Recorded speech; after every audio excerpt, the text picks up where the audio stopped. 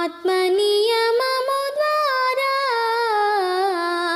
సాగిపోవుదము. ఆత్మనియమము ద్వారా సాగిపోవుదము. విశ్వాసమునకు కర్తయు దానిని కొనసాగించెడి యేసుని జూచుచు. విశ్వాసమునకు కర్తయు దానిని కొనసాగించెడి యేసుని జూచుచు. ఓపికతో మనము సాగిపోవుదము. ఓపికతో మనము సాగిపోవుదము. ఆత్మనియమము ద్వారా సాగిపోవుదము. ఆత్మనియమము ద్వారా సాగిపోవుదము. భక్తిహీనులకు నీతిని చాటుచు జలప్రళయమున ఓడలో చేరిన. భక్తిహీనులకు నీతిని చాటుచు జలప్రళయమున ఓడలో చేరిన. నోవహు వలె మనము సాగిపోవుదము. నోవహు వలె మనము సాగిపోవుదము. ఆత్మనియమము ద్వారా సాగిపోవుదము. ఆత్మనియమము ద్వారా సాగిపోవుదము. సిద్ధపరచిన పురమును చేరా వాగ్దానములను నమ్మి నడచిన. సిద్ధపరచిన పురమును చేరా వాగ్దానములను నమ్మి నడచిన. అబ్రహాము వలె సాగిపోవుదము. అబ్రహాము వలె సాగిపోవుదము. ఆత్మనియమము ద్వారా సాగిపోవుదము. ఆత్మనియమము ద్వారా సాగిపోవుదము. ఘోరమైన జారత్వమునకు దూరముగాను పారిపోయిన. ఘోరమైన జారత్వమునకు దూరముగాను పారిపోయిన. యోసేపును బోలి సాగిపోవుదము. యోసేపును బోలి సాగిపోవుదము. ఆత్మనియమము ద్వారా సాగిపోవుదము. ఆత్మనియమము ద్వారా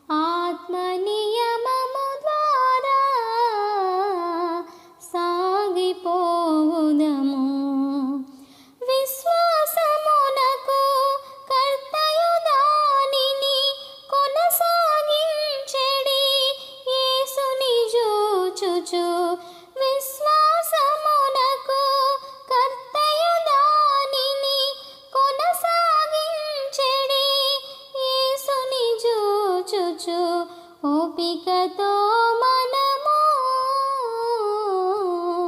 సాగిపోవుదము. ఓపికతో మనము సాగిపోవుదము. ఆత్మ నియమము ద్వారా సాగిపోవుదము. ఆత్మ నియమము ద్వారా సాగిపోవుదము. దేవునికి స్తోత్రం. కూడి వచ్చినట్టు ప్రభు బిడ్డలందరికీ యేసుక్రీస్తు నామములో వందనాలు. సరే, ఈరోజు మన వాక్య ధ్యానం వింటాం. మత్తయి సువార్త 23వ అధ్యాయము 23వ అధ్యాయం 23వ వచనం చదువుదాం. చదవండి. మత్తయి సువార్త 23వ అధ్యాయము 23వ వచనం. అయ్యో వేషధారులైన శాస్త్రులారా, పరిసయ్యులారా, మీరు పుదీనాలోను సోపులోను జీలకర్రలోను 10వ వంతు చెల్లించి ధర్మశాస్త్రములో ప్రధానమైన విషయములను అనగా న్యాయమును కనికరమును విశ్వాసమును విడిచిపెట్టితిరి. వాటిని మానక వీటిని చేయుడని చేయవలసి ఉండెను. చాలు చాలు, అందరు ఇక్కడ చూడాలి. ఇప్పుడు యేసుక్రీస్తు మాట్లాడుతున్నటువంటి ఈ మాట అపోస్తలుడైన పౌలు, పేతురు రాసిన మాట్లాడే మాట కాదు. ఇది స్పష్టంగా యేసుక్రీస్తే స్వయంగా పలికిన ఈ మాటలు. ఎవరితో అంటున్నాడు అంటే శాస్త్రులు పరిసయ్యులకు తెగ ఇశ్రాయేలు దేశంలో ఉన్నది. యేసుక్రీస్తు పుట్టిన పెరిగిన దేశంలో వాళ్ళు చాలా భక్తిపరులు, నిష్ట కలిగిన వారు. దేవుని ధర్మశాస్త్రాన్ని ఎట్లా నోటికి ఉపాసన చేసిన వాళ్ళు, అనగా ధర్మశాస్త్రములు ఎక్కడ ఏముందో చెప్పగలిగిన స్తోమత వారికి ఉంటారు. వారిని ధర్మశాస్త్రోపదేశకులు, శాస్త్రులు, పరిసయ్యులు అని అంటారు. ఈరోజు మన పెద్ద పెద్ద పాస్టర్లు ఎట్లా ఉంటారు అట్లా అనమాట. వాళ్ళు పెద్ద పాస్టర్లు.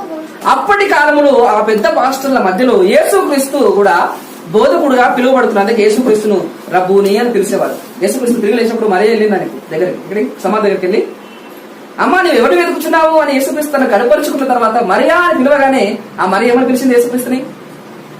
గుర్తుందా వాక్యం? రబ్బూని అంటారు. యేసుక్రీస్తు ఏమని పిలిచింది?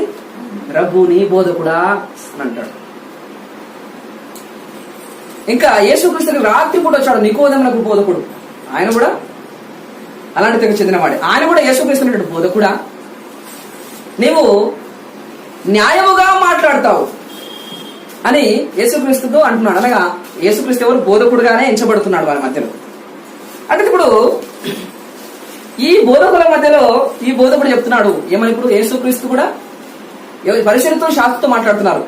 అయ్యో అయ్యో వేషధారుడైన శాస్త్రులారా అన్నాడు. ఎవరంట వీరు? వేషధారులు. అనగా పైకి వేషం ఉంది, లోపల ఏముంది? అనగా ఇప్పుడు వేషం వేస్తారు మన ఊర్లో. ఎందుకు వేసేస్తారు? ఆడలు కూడా మగ వేషం వేస్తారు, మగలు ఆడ వేషం వేస్తారు. ఎక్కువ మగలు ఆడ వేషం వేస్తారు. నిజాలను గీసుకుంటారు, చీర కట్టుకుంటారు. ఇక వాళ్ళు సేమ్ ఎట్లా కనబడతారు? ఇప్పుడు నిజానికి వాళ్ళు ఆడవాళ్ళ కాదు, కానీ వేషం ఏం చేశారు? ఆడవారి వేషం ధరించారు. అట్లా ఇప్పుడు ఈ శాస్త్రుడు పరిచయం చూసి ఏమంటాడు? వేషధారుడు అన్నాడు. అనగా వేషధారుడు అంటే ఏదో ఒక వేషం కట్టుకున్నారంటే లోపల ఉన్నటువంటిది పైకి లేదనమాట. పైన లోపలైతే ఏముందో అది పైన కనబడడం లేదు. పైన ఒక వేషం, లోపల ఒక తత్వం. పైన ఒక వేషం కనబడుతుంది, లోపల మాత్రం ఆ వేషానికి తగిన నిజమైన మనిషి కాదు ఆయన. నిజమైన స్వరూపం ఆయన ఏదో ఆ స్వరూపం కాదు కనుక ఆయన ఏంటంటే వేషం వేశాడు. అవునా కదా? వేషం వేసుడు అంటే ఏంది? తన స్వరూపం ఏందో కనబడకుండా ఇంకొక స్వరూపాన్ని ధరించుడే వేషం. అవునా కదా? చాలా మంది ఊర్లలో దేవతల వేషం వేస్తారు. అవునా కదా? ఎందుకు? వాడు మనుషుడే కానీ ఎట్లా వేస్తాడు? ఇప్పుడు దేవతల వేషం వేసి ఒక తోక పెట్టుకుని, లేకపోతే 4 తలకాయలు పెట్టుకుని, 4 చేతులు పెట్టుకుని, పెద్ద కిరీటం ధరించుకుని రాజలాగా, ఇవన్నీ వేషాలే. నిజానికి యథార్థంగా ఆ మనిషి అలాంటి వాడు కాదు. కానీ ఏం చేశాడు? ఇప్పుడు వేషాన్ని వేశాడు. ఇప్పుడు శాస్త్రులు పరిశీలన వారు కూడా ఏం చేశారు? ఇప్పుడు వేషధారుడు అనగా వేషం వేశారు. నిజమైన లోపల ఏమైతే వారు మనస్సులు కలిగిన వారో అలాంటి మనిషిగా కనబడకుండా ఒక వేషాన్ని ధరించుకున్నారు వీరు. ఎలాంటిదంటే భక్తి వేషం ధరించుకున్నారు. ఎలాంటి వేషం? భక్తి వేషం ధరించుకున్నారు. ఇంకా వాళ్ళు చెప్తున్నారు, అయ్యో వేషధారుడైన శాస్త్రాల పరిచయులారా, మీరు ఏం చేస్తున్నారు? ఇప్పుడు ఏం చేసే పనులు ఏంటంట? చదవండి, గట్టి చదవండి, చదవండి సిస్టర్ చదవండి. మీరు పుదీనలోను మీరు అంటే ఎవరక్కడ? శాస్త్రులు పరిసయులు. మీరు పుదీనలోను ఎక్కడెక్కడ ఇస్తున్నారు? పుదీనాలోను, సోపులోను, జీలకర్రలోను 10వ వంతు చెల్లించి. అంటే సోపు జీలకర్ర అంటే చాలా చిన్నవి, మన ఇంట్లో ఉంటాయి కదా, చిన్న చిన్న కప్పులు పెట్టుకుంటాం, పెద్దగా సంచులు అయితే వండాయి కదా మనకి. ఏముంటాయి ఇప్పుడు? సోపు, జీలకర్ర, ఇంకా పుదీనా కూడా. పుదీనాలో కూడా దశమ భాగం ఇచ్చేటంతటి శాస్త్రులు. అంటే ఎంత నిష్ట కనబడుతుంది బయటకు మనకు. నిష్టలో చూస్తే, భక్తిలో చూస్తే ఎలాంటి వారు వేరంటే పుదీనాలో కూడా దేవుడికి దశమ భాగం ఇస్తారు, జీలకర్రలో కూడా దేవుడికి దశమ భాగం ఇస్తారు. ఇంకా సోపులో కూడా, ఇవి మనం ఎక్కువ వాడడం, ఇవి కొంచెం తరచుగా కొంచెం కొంచెమే వాడతాం ఇది, అవునా కదా. అంత కొంచెం వాడే దాంట్లో కూడా దశమ భాగం ఎవరికి ఇస్తారు? ఇప్పుడు దేవునికి. ఎంత నిష్ట కలిగిన వారు బయటకు వస్తారు. కానీ లోపల ఎట్టుంది వీరి పరిస్థితి అంటే వీరు వేషధారుడు అంటాడు. ఎందుకు వేషధారుడు అంటే పైకి ఏదైతే చేస్తున్నారో అంత భక్తిని లోపల లేదు, అవునా కదా. ఏది చేస్తున్నారో ఏది విడిచిపెట్టారు కింద ఇప్పుడు. ధర్మశాస్త్రములు అనగా దేవుడిచ్చిన ధర్మశాస్త్రములు, దేవుడిచ్చిన మాటలో ప్రధానమైన విషయములను అనగా న్యాయమును, కనికరమును, విశ్వాసమును విడిచిపెట్టారు. ఇప్పుడు ఏం చేశారు? ఇప్పుడు ధర్మశాస్త్రంలో ప్రధానమైనవి ఏవి అంశాలంటే న్యాయం, కనికరం, విశ్వాసం. ఏమిటి? న్యాయం, కనికరం, మళ్ళీ చెప్పండి, అంతా చెప్పాలి. న్యాయం, కనికరం, విశ్వాసం. ఇవేం చేశారు? ఇప్పుడు పరిశీలన శాస్త్రులు విడిచిపెట్టారు. కానీ ఏం చేస్తున్నారు? పుదీనలో దశమ భాగం, ఇంకా జీలకర్రలో దశమ భాగం, సోంపులో దశమ భాగం. ఈ 3 ఉన్నాయి వాళ్ళకి. పుదీనా, జీలకర్ర, సోంపు, ఇవి మాత్రం చేస్తారు. ఏమేమి చేస్తారు? పుదీనాలో దశమ భాగం ఇస్తారు, సోపులో దశమ భాగం ఇస్తారు, ఇంకా జీలకర్రలో దశమ భాగం ఇస్తారు. కానీ విడిచిపెట్టిన ఏంటి? న్యాయం విడిచిపెట్టారు, కనికరం విడిచిపెట్టారు, విశ్వాసం విడిచిపెట్టారు. ఇప్పుడు న్యాయం లేకుండా, కనికరం లేకుండా, విశ్వాసం లేకుండా ఎంత దశమ భాగం ఇస్తే వచ్చింది, అవునా కదా. అసలు ప్రధానమైన విషయాలు, ధర్మశాస్త్రంలో ప్రధానమైన విషయాలు ఏంటి? ఇవి విషయాలే, కానీ ప్రధానమైనది ఏంటి?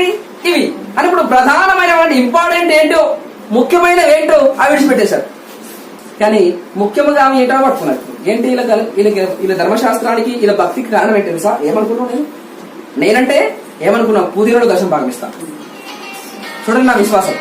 పుదీనలో నేను దశమ భాగం ఇస్తా, జీలకర్రలో నేను దశమ భాగం ఇస్తా, తర్వాత సోంపులో కూడా నేను దశమ భాగం ఇస్తా. అంటే ఇప్పుడు విశ్వాసులందరికీ కనపరుచుకోవడానికి వీళ్ళు ఎంత భక్తి పరులో మనకు కనబడుతుంది. అనగా ఇప్పుడు ఇలాంటి భక్తి పరుల మధ్యలో ఒక కొత్త బోధకుడు వచ్చాడు.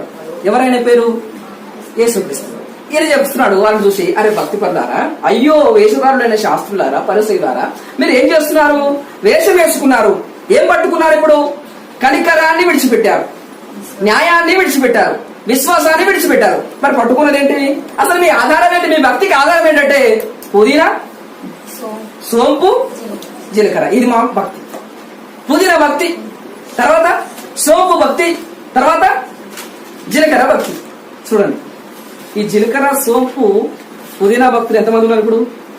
శాస్త్రులు, పరిసయ్యులు. ఎక్కడ చూసినా వాళ్ళే. యూదా దేశంలో, ఇశ్రాయేలు దేశంలో యేసుక్రీస్తు ఎక్కడికి వెళ్ళిన వాళ్ళే కనబడుతున్నారు. శాస్త్రులు, పరిసయ్యులు, సద్దుకాయలు. మీరు చేసే భక్తి ఏంటి నాయన అంటే, కనికరము మాకొద్దు, విశ్వాసం మాకొద్దు, న్యాయం మాకొద్దు, కానీ కావాల్సింది ఇప్పుడు పుదీనా కావాలి, మాకు సోంపు కావాలి, జీలకర్ర కావాలి. పుదీనా, సోంపు, జీలకర్ర కోసం ఎంత ప్రసంగం చేస్తారంటే వీళ్ళు అంత ప్రసంగం చేస్తారు. ఎందుకు? వీళ్ళు చేసేది అదే, వీళ్ళకి నేర్పించేది కూడా అది ఖచ్చితమైన బోధ. ఏంది మా పాస్టర్ గారి బోధ ఎలాంటిది? చాలా ఖచ్చితమైన బోధ, నిష్ట కలిగిన బోధ, నిష్ట కలిగిన భక్తి మాది. ఏమనుకున్నా? పుదీనాలో కూడా వదిలిపెట్టాం. ఇక అప్పుడు కరివేపాకు లేదే మా దగ్గర, మనం పెట్టుకోలేదు. అంటే ఇప్పుడు పుదీనా పెట్టడానికి కరివేపాకు కూడా ఇచ్చేవాళ్ళు. అంటే అంత నిష్ట కలిగిన వారు పుట్టుకూరలో కూడా దశమ భాగం ఇచ్చే ఈ పరిసయ్యులు. కానీ విడిచిపెట్టారేంటి? ఇప్పుడు న్యాయాన్ని విడిచిపెట్టారు, కనికరం విడిచిపెట్టారు. న్యాయం లేదంటే ఇప్పుడు అన్యాయంగా తీర్పు తీర్చారు యేసుక్రీస్తు. ఇప్పుడు జీలకర్రలో దశమ భాగం ఇచ్చేవాడు యేసయ్యను అన్యాయంగా తీర్పు తీర్చారు లేదా? ఎందుకు తీర్పు తీర్చారు? యేసయ్య అన్యాయం చేశాడా? ఏం పాపం చేశాడా? పుట్టి వాళ్ళకి కాలిచ్చాడు, గుడ్డి వారి కళ్ళు తెరవజేశాడు, అవునా కదా. చనిపోయిన వారిని లేపాడు, కుష్ఠులను శుద్ధులుగా చేశాడు, పాపములో ఉన్న వారిని విడిపించాడు, విమోచించాడు, పరిశుద్ధులుగా చేశాడు. ఇలాంటి యేసుక్రీస్తుకు అన్యాయం తీర్పు తీర్చారు. ఇలా న్యాయం ఉందా? భక్తి మాత్రమే పుదీనా భక్తి. భక్తి మళ్ళీ ఎలాంటిది? జీలకర్ర భక్తి. భక్తి మళ్ళీ ఎలాంటిది? సోంపు భక్తి. సోంపు, పుదీనా, జీలకర్ర, ఇవి వారి భక్తి అండి. లోపలికి పైకి చూపిస్తున్న భక్తి అంటే ఏంటి? ఇగో వీళ్ళు చాలా పెద్ద భక్తి పరులు, కానీ నిజానికి వారి లోపల ఉన్న మనస్తత్వం ఎలాంటిదంటే వారిలో కనికరం లేదు, న్యాయం కాదు, అన్యాయమే ఉంది. వారు విధవరాండ్ల ఇళ్లను దిగమింగుచు, ఏం చేస్తున్నారు? విధవరాండ్ల ఇళ్లను దిగమింగుచు వీధులలో దీర్ఘ ప్రార్థన చేస్తారంట. ఎలాంటి ప్రార్థన చేస్తారు? దీర్ఘ ప్రార్థన. ఇప్పుడు అందరూ చూస్తే రోడ్డు మీద పెద్ద ప్రార్థన చేసి పెద్దంగా దొరుకుని పెద్ద పాస్టర్ గారు ప్రార్థన చేస్తే, ప్రసంగం చేస్తే ఓ చాలా పెద్ద పాస్టర్ గారు. కానీ ఏం చేశాడు ఈయన? వెనక ఆయన జీవితాన్ని పరిశీలిస్తే విధవరాండ్ల ఇళ్లను దిగమింగేశాడు. ఆయన సాక్ష్యం ఏంటి అంటే వెనక చూస్తే విధవరాండ్ల ఇళ్లను దిగమింగేశాడు. కానీ ప్రసంగం చూస్తే ఎలా ఉంది? ఇప్పుడు ప్రసంగం చూస్తే చాలా మంచిగా ఉంది. ఎక్కడ తూచ తప్పకుండా వాళ్ళు ప్రసంగం చేస్తారు. ప్రతి ఉపవాస ప్రార్థన, ఆ ప్రార్థన, ఈ ప్రార్థన, ఆ పండగ, ఈ పండగ, ఆ బలి, ఈ బలి, అన్ని పనులు చేస్తారు. దశమ భాగం కూడా ఇస్తున్నారు. కానీ ఇన్ని ఇచ్చినప్పటికీ ప్రభు చెప్తున్నాడు, మీరు వేషధారులే. ఎందుకు? ఏం విడిచిపెట్టారు? ఇప్పుడు ప్రధానమైన విడిచిపెట్టారు, పనికి వాళ్ళే పట్టుకున్నారు. అవునా కదా? ప్రధానమైన విడిచిపెట్టారు, ప్రధానంగానే వాటిని పట్టుకున్నారు. వాటిని బట్టి పెద్ద భక్తి చేస్తున్నారు. వాళ్ళు ఎలాంటి వాళ్ళంటే అక్కడ కింద రాయబడింది, వాళ్ళు జాలి ఉంటుంది కదా, మన జాలి, చాయ్ చేస్తారు. మీరు చాయ్ చేసినప్పుడు చాయ్ తర్వాత అట్లనే వస్తుంది తాగుతారంటే వాళ్ళు జాలి పడతారు. ఎందుకు జాలి పడతారు? ఎందుకు వడగడతారు వాళ్ళని? అట్లాగే ఇప్పుడు వడగడతారంట. వీళ్ళంటే తెలుసా? చదవండి, కింది చదవండి, కింది చదవండి. 24 వచనం. అందులో అంటే గుడ్డివారు, గుడ్డివారైన మార్గదర్శకులు తూపువారులారా, దోమ లేకుండునట్లు. ఎలా వరగడతారు? ఇప్పుడు వీడికి జాలి ఉంది. ఏం జాలి? ధర్మశాస్త్రం అనే జాలి. వీళ్ళ జాలి ఉంది కదా, పై భక్తి అనే జాలి, వేషధార అనే జాలి. ఈ జాలి పెడతారు అందరికి కూడా. పెద్ద ప్రసంగం, పెద్ద మీటింగ్ ఏర్పాటు చేస్తాడు. మీటింగ్ లోపల ఒక జాలి పెడతారు. చూడండి మా జాలి మీటింగ్. ఏ మీటింగ్ ఇది? జాలి మీటింగ్. చూడండి, ఈ జాలి మీటింగ్ లో జాలి పడతాడు, వాక్యం చెప్తా ఉంటాడు, ప్రసంగం చేస్తా ఉంటాడు. ఈ జాలి పడితే ఏమి కనీసం దోమ కూడా కిందికి జారకుండా చిన్న జాలి అది. బా, ఇంత కఠినమైన బోధన, ఇంత ఖచ్చితంగా ఎవరైనా ఉండగలుగుతారా అనేటువంటి ఆ స్థాయికి తీసుకొస్తాడు మనుషులందరినీ. అనగా దోమ లేకుండా ఏం చేస్తున్నాడు? వడగట్టి అయినా చేస్తున్నాడు. ఇప్పుడు దోమ లేకుండా వడగట్టిన ఛాయ్ తాగుతున్నాడా, లేకపోతే ఇంకేమో తాగుతున్నాడు? చూడు, దోమ లేకుండా వడగట్టి, అబ్బా, దోమ లేకుండా అయితే వడిగట్టాడు. మంచి వాక్యం, మంచి ఉపదేశం, మంచి సాక్ష్యం అని మనం ఇక్కడ చూపిస్తున్నాడు ఇక్కడ ప్రజల ముందు. కానీ నా తాగడు. ఏంటి? వడగట్టినటువంటి ఉపదేశం తాగడు. ఎంతేం అవుతాడు? ఇక్కడ ఏం చదువుతాడు? ఇప్పుడు దోమలు మాత్రం కాదు, ఒంటనే మింగేస్తున్నట్టు. ఏం చేస్తున్నాడు? ఇప్పుడు దోమలు మాత్రం కాదు, ఒంటనే మింగేశాడు. మరి చెప్పే ప్రసంగం ఎలాంటిది? చేసే ప్రార్థన ఎలాంటిది? చేసే భక్తి ఎలాంటిది? చూపించే భక్తి ఎలాంటిది అంటే జాలి భక్తి. ఏం జాలి? నువ్వు చూసావా? పుదీనా ఎక్కడుంది? పుదీనా నీ ఇంట్లో చిన్న కుటీరంలో వేసుకున్న ఆ పుదీనా కూడా, సోపులో కూడా, జీలకర్రలో కూడా 10వ భాగం చెల్లించే మా సంఘం, మా భక్తి, మా ప్రార్థన, మా సహవాసం. కానీ మాస్టర్ గారు ఎంత చెప్పినా వెనక మనం చూసేందుకు దోమ లేకుండా వడగడతాడు. ఈ జాలి ఎలాంటిది? ఎంత మంచి వాక్యం, ఎంత మంచి ఉపదేశం, ఎంత మంచి జాలి. పేద జాలి, పెద్ద పెద్ద ఏది నాకు చిన్న జాలి. అది ఎంత నీరు పోస్తే కనీసం దోమ కూడా కింది పోకుండా అలాంటి చిన్న జాలి. ప్రజల ముందు చూస్తే ఎంత మంచి ప్రసంగము. కానీ అయ్యగారు మాత్రం ఇంత ఆగవు. ఎంత అవుతాడు? ప్రజల మీద మాత్రం భారం అవుతాడు. కానీ వీడు చిటి మీద వెళ్తూ కూడా మోపడంట. ఏం చేస్తాడు? ప్రజల మీద మాత్రం విస్తారమైన భారం అవుతాడు. మీరు ఎట్లుండాలి, ఎట్లుండాలి, ఎట్లుండాలి అంటాడు. కానీ కనీసం ఆ భారంలో చిటికలు వెళ్తున్నా మోస్తావా బాబు అంటే అది మాకు కాదు, అది మాకు కాదు. ఏంది ఈయన భక్తి ఏంటంటే అందరికి చూపించుకునే భక్తి మాత్రం కాదు. నా ఇంట్లో మాత్రం నా భక్తి, నా వ్యక్తిగత జీవితంలో అలాంటి భక్తి కాదు. ఇప్పుడు ఏం విసర్జించారు? ఇప్పుడు వీళ్ళు చెప్పాలి. న్యాయం, కనికరం, విశ్వాసం. ఏం చేశారు? విడిచిపెట్టారంట. ఎందుకు విడిచిపెట్టారు? ఇవి కూడా పట్టుకున్నావు, అవి కూడా పట్టుకుంటే అయిపోతుంది కదా. మరి జీలకర్ర పట్టుకున్నావు, పుదీనా పట్టుకున్నావు, సోంపు పట్టుకున్నావు కదా, వీటితో పాటు పట్టుకుంటే అయిపోతుంది కదా. వద్దు, మాకేం కావాలి? ఇప్పుడు పుదీనా భక్తి చాలు, సోంపు భక్తి చాలు, జీలకర్ర భక్తి మాకు చాలు. కానీ ఏమవుతుంది? ఇప్పుడు కనికరం మాకొద్దు, న్యాయం మాకొద్దు, విశ్వాసం మాకొద్దు. వీళ్ళు కనికరం పడతారు ఎవరి మీద? యేసుక్రీస్తు కనికరపడి దేవాలయంలో బోధిస్తున్నప్పుడు ఒక ఆమె వచ్చింది. ఆమె ఇట్లే వంగిపోయింది. 18 సంవత్సరాల నుంచి మేము ఇట్లనే ఉంటుంది ఆమె. ఎట్లుంటది? ఇట్లా వంగిపోయే ఉంటుంది. కానీ ఎక్కడికి వస్తుంది? దేవాలయంలోకి వస్తుంది. ప్రతి ఆదివారం శనివారం వస్తుంది, దేవుని ఆరాధిస్తుంది, పోతుంది. అక్కడ శాస్త్రులు ఉన్నారు, పరిశీలన ఉన్నారు, అందరూ ఉన్నారు. వారి మధ్యలోకి వస్తుంది, ఆరాధిస్తుంది, వెళ్ళిపోతుంది. కానీ ఆమె మీద కనికరపడిన ఎవరున్నారా? ఎవరు ఆమెను కనికరింపలేదు? యేసుక్రీస్తు అక్కడికి వచ్చాడు. ఈమె కూడా వచ్చింది. యేసు ఆమె మీద కనికరపడ్డాడు. స్త్రీ చక్రాలు వేసిన. ఎప్పుడైతే ఈమెను ఆయన స్వస్థపరిచాడో అప్పుడు శాస్త్రులు పరిశీలన అంటారు, ఇదేమనుకున్నావు? ఇది విశ్రాంతి దినం. విశ్రాంతి దినం స్వస్థపరుస్తావా? ఒక పని చేస్తావా? ఇది తప్పు కదా? దేవుని ధర్మశాస్త్రం మీరుతున్నావా అని యేసుక్రీస్తులో ప్రశ్నిస్తున్నారు. ఎలాంటి వారు? ఇప్పుడు దోమలేకులు వడగొడుతున్నారు లేదా? దోమలేకులు వడగొడుతున్నారు లేదా? వడగొడుతున్నారు. ఎందుకు? ఒక దేవుని బిడ్డ నాశనం అయిపోయి ఒక అపవిత్ర ఆత్మ చేత బంధించబడి ఇట్లా వంగిపోయి ఉంటే 18 సంవత్సరాలు ఉన్నా ఆమె అట్లే ఉండాలి తప్ప విశ్రాంతి దినం వచ్చి స్వస్థపరచకూడదు. ఎందుకు? ఇలా భక్తి. అది ఎవడు బాగుపడకూడదు. ఎందుకు? మా భక్తి వలన ఎవడు ఒకవేళ ఎవరైనా వచ్చి బాగు చేసినా కూడా భక్తి మంచిది కాదు, దేవుని ధర్మశాస్త్రానికి విరోధం అని ఇప్పుడు ఎలా న్యాయం చేశారు? ఇప్పుడు యేసుక్రీస్తుని అన్యాయం చేశారు. నేను కనికరపడ్డా మీద యేసుక్రీస్తు కనికరపడితే మీరేం చేస్తారు? కనికరం విరిగిందా? లేదు. ఆమెకి ఎట్లుంటేనే మంచిది. ఎట్లుంటే వంగిపోయి ఉంటేనే మంచిది. ఎందుకు? వంగుంటే మా పాద సేవ చేస్తారు. లేచి నిలబడితే యేసుక్రీస్తు పడ చేస్తారు. ఏసయ్యకు సేవకులుగా మారకూడదు. ఎవరికి సేవకులు మారాలి? ఇప్పుడు పాస్టర్ గారి సేవకునిగా మారాలంటే నువ్వు వంగిపోయే ఉండాలి. ఎప్పుడు కిందికి చూడాలి. నువ్వు కిందికి చూసి జంతువులు ఉన్నాయి తెలుసా? మీకు తెలుసా? ఎప్పుడన్నా పైకి చూస్తున్నారు? ఎందుకు చూడదు? అది అంతే, అది కిందికే చూడాలి. ఎందుకు? ఈ కిందికి చూస్తేనే వారు మంచిది, పైకి చూస్తే మాత్రం మంచిది కాదు. అనగా ఈ విధంగా విశ్వాసులను ఏం చేస్తారు? ఈ పాస్టర్ గారు కిందికే చూపిస్తాడు. అవును కదా? ఇప్పుడు యేసుక్రీస్తు బోధకుడు వచ్చాడు. ప్రభు చెప్పాడు, మీరు క్రీస్తుతో కూడా లేపబడిన వారైతే అక్కడ చూడమన్నాడు. ఇప్పుడు ఆమె అక్కడ చూస్తే ఇక్కడ వీళ్ళని చూడదు కదా. అందుకని ఇప్పుడు ఆమె మీద పగ. ఎవరి మీద? యేసుక్రీస్తు మీద పగబట్టారు. ఆమె మీద కూడా. నీకు తెలియదా ఈరోజు ఏం తెలియదు? విశ్రాంతి దినం, ఎలా స్వస్థ పొందుతావు? ఇప్పుడు నీకు తెలియదా యేసయ్య ఎలా స్వస్థపరిచావు అని యేసుక్రీస్తుని ఏం చేస్తున్నారు? కనికరం ఉందా వీరికి?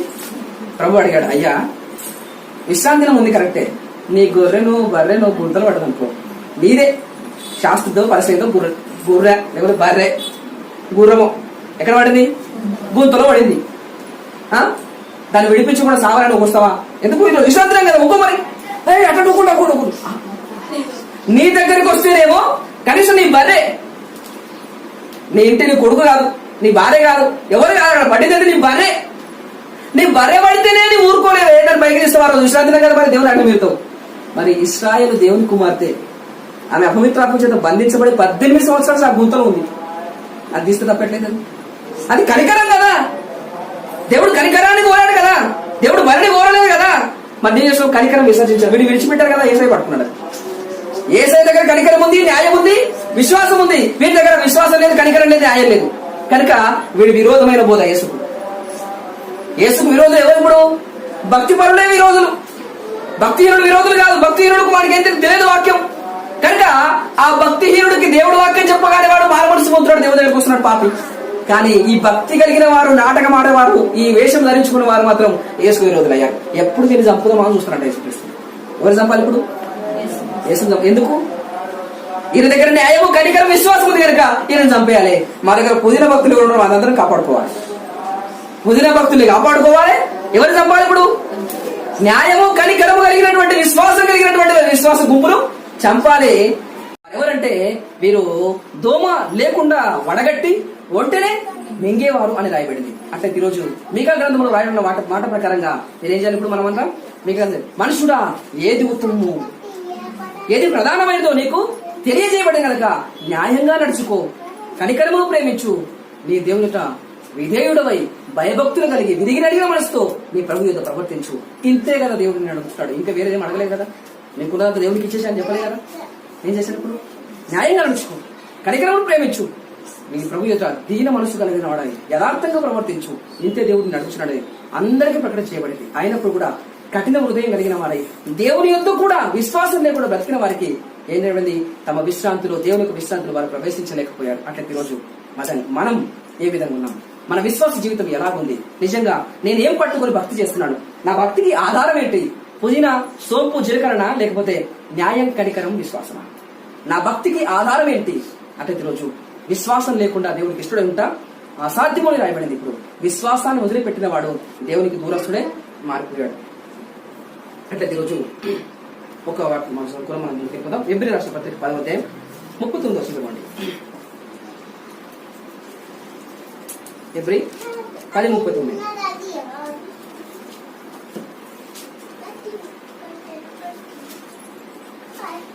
అయితే మనము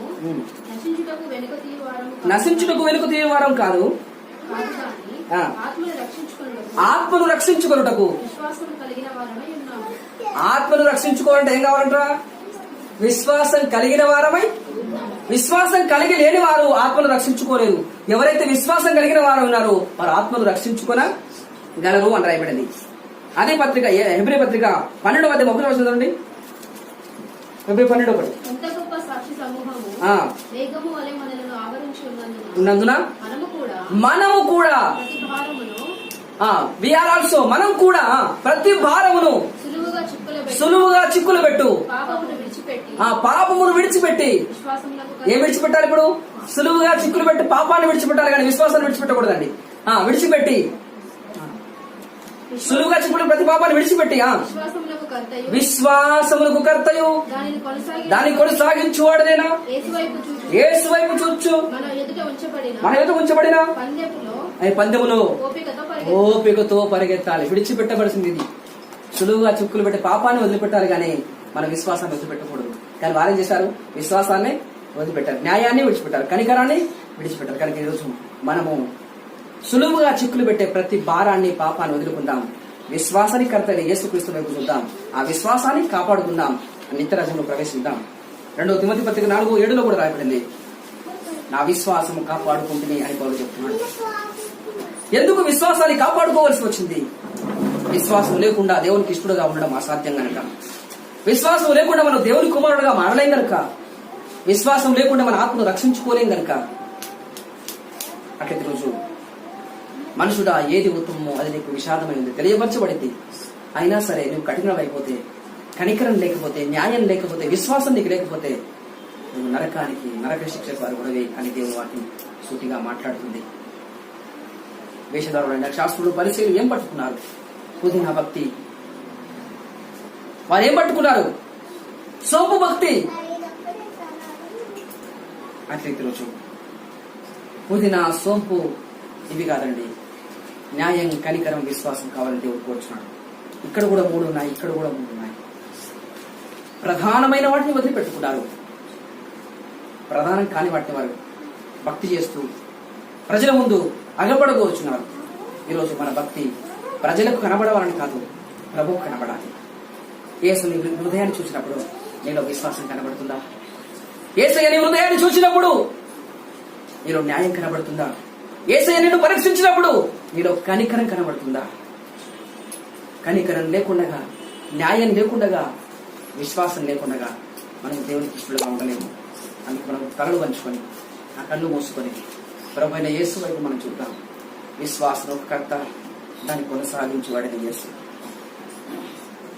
విశ్వాసం లేకుండా దేవునికి ఇష్టం అసాధ్యం. అందుకే పౌలు విశ్వాసాన్ని కాపాడుకున్నాడు, విశ్వాసమును నిలబడ్డాడు, విశ్వాసములు స్థిరులై ఉన్నారు, తన ఆత్మ రక్షణ పొందుతున్నారు. ఈ విధంగా విశ్వాసం చేత నడిపించబడిన వారే దేవుని కుమారుడుగా, దేవుని స్నేహితులుగా, దేవుని శిష్యులుగా పిలువబడ్డారు. కానీ వేషధారుడు, శాస్త్రులు దేని విడిచిపెట్టారు? పాపాన్ని విడిచిపెట్టలేదు. సులువుగా చిక్కులు పెట్టి పాపాన్ని వాళ్ళు వదులుకోలేదు. సత్యాన్ని, న్యాయాన్ని, కనికరాన్ని వదులుకుంటున్నారు. క్రైస్తవుడాని అలా కాదు. సులువుగా చిక్కులు పెట్టే పాపాన్ని వదులుకో, న్యాయాన్ని పట్టుకో.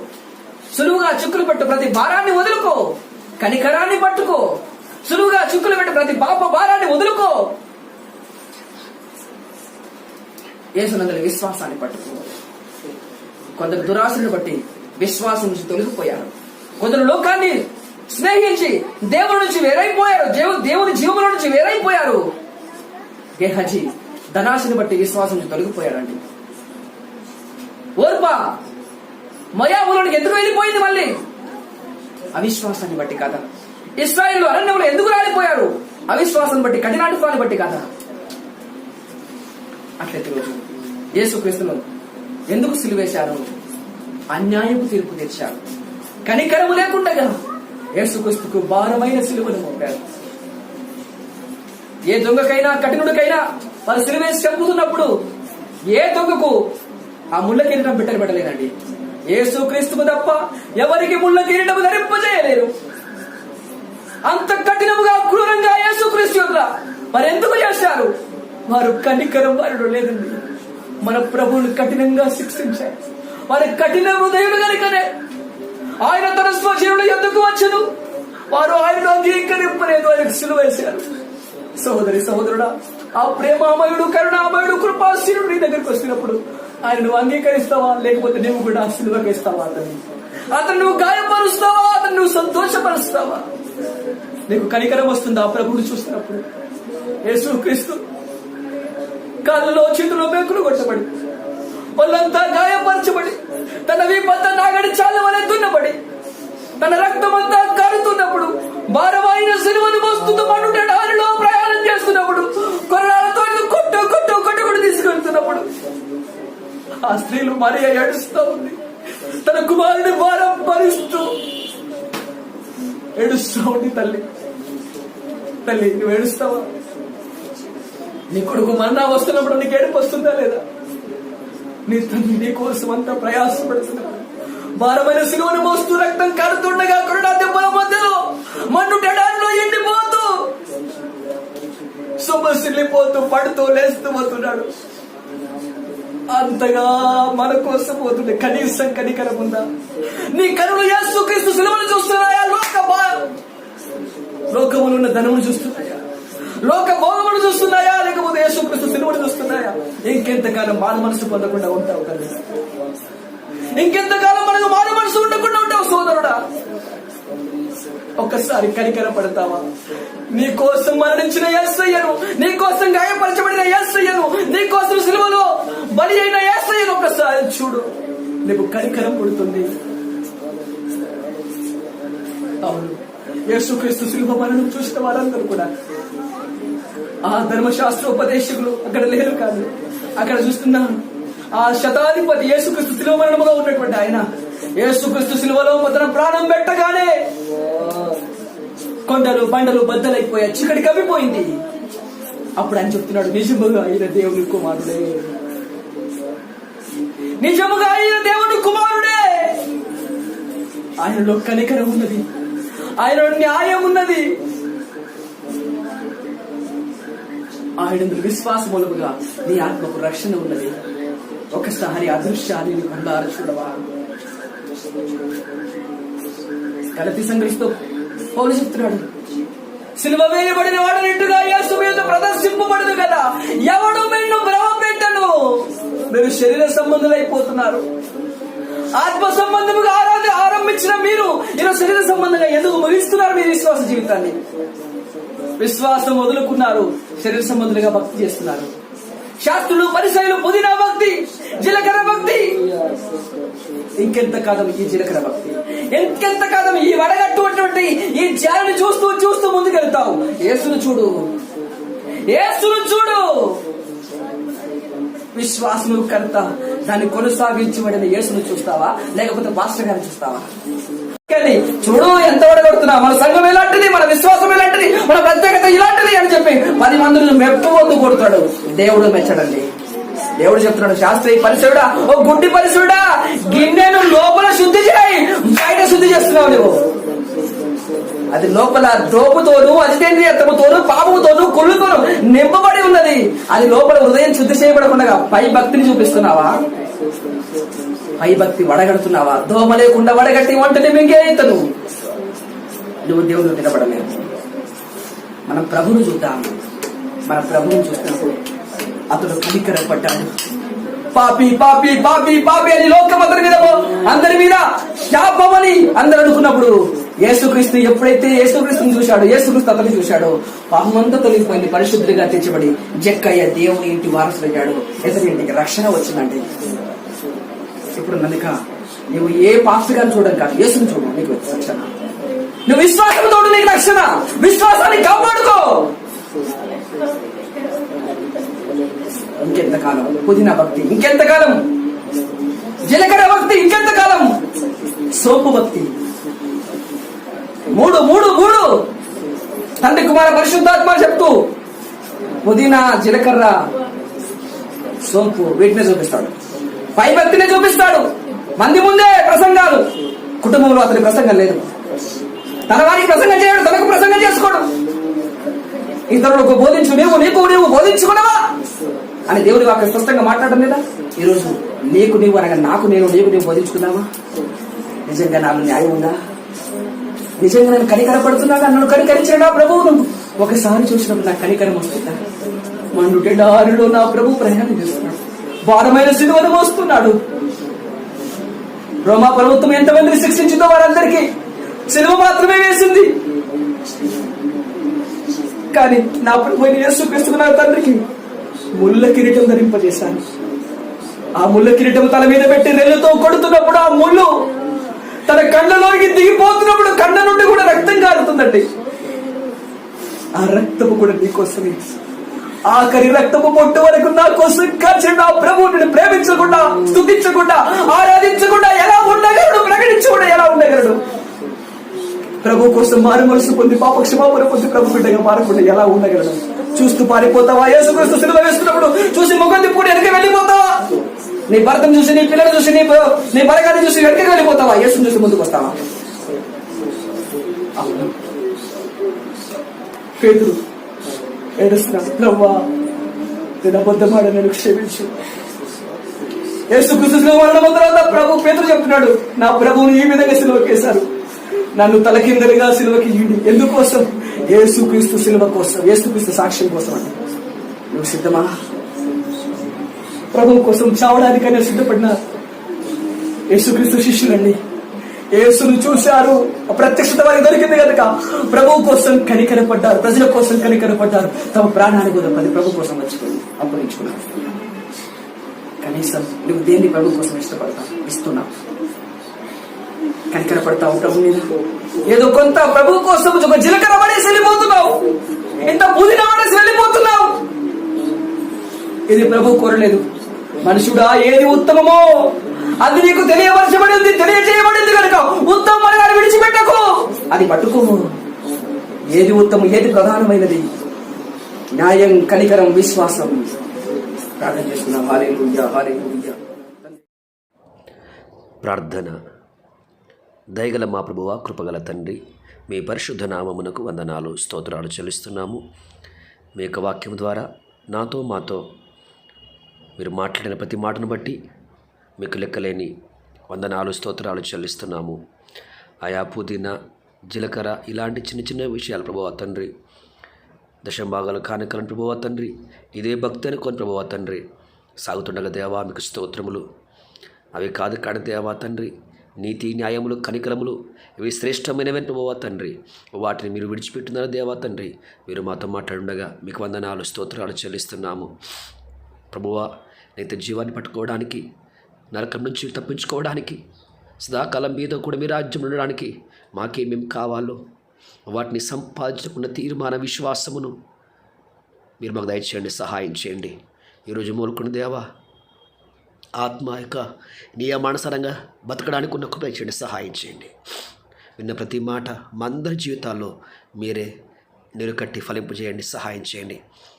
ప్రభువా, మీకు వందనాలు, స్తోత్రాలు. ఆయా ప్రాంతాల్లో ఉండి ఈ లైవ్లో కూడా మీ యొక్క వాక్యాన్ని విన్నటువంటి ప్రతి కుటుంబం, ప్రతి వ్యక్తిని దర్శించండి, బలపరచండి. అయ్యా, తమ జీవితంలో దేవా తండ్రి పుదీనా, జీలకర్ర ఇలాంటి భక్తి కాకుండా దేవా తండ్రి, పై భక్తి కాకుండా దేవా తండ్రి, నీతిని, కనికరం దేవా నీవు కోరుతున్నావు కనుక దేవా, అవి మా జీవితంలో ప్రభువా తండ్రి మేము పొందుకోవడానికి దేవా తండ్రి, అవి మాలో ఉంటేనే దేవా మీ రాజ్యంలో కనబడతాం కనుక అటు రీతిగా మమ్మల్ని సిద్ధపరచి బ్రతిమాడుచున్నాము. మా సమస్త పాపదోషాన్ని క్షమించి రక్తంలో కడిగి పరిశుద్ధపరిచి ఆ పరలోక రాజ్యంలో సిద్ధపరచండి. మరి ముఖ్యంగా తండ్రి, ఎవరైనా బలహీనంగా ఉంటే ముట్టండి, స్వస్థపరచండి. శారీరక, మానసిక, ఆత్మీయ విడుదల కలిగి సహాయం చేయమని మనందరం మీకే సమర్పి సమస్త మాయము చెల్లిస్తూ యేసయ్య అతి పరిశుద్ధ నామమున అడుగుచున్న మా పరమ తండ్రి, ఆమేన్. తండ్రి దేవుని ప్రేమ, కుమారుడు యేసుక్రీస్తు కృప, పరిశుద్ధాత్మిక అన్యోన్య సహవాసము కూడొచ్చిన మనందరికీ లైవ్లో విన్న ప్రతి కుటుంబాన్ని, ప్రతి బిడ్డకు సదాకాలం తోడు నడిపించునుగాక. ఆమేన్. ఆమేన్. ఆమేన్. అందరికీ వందనాలు. Praise the Lord. God bless you.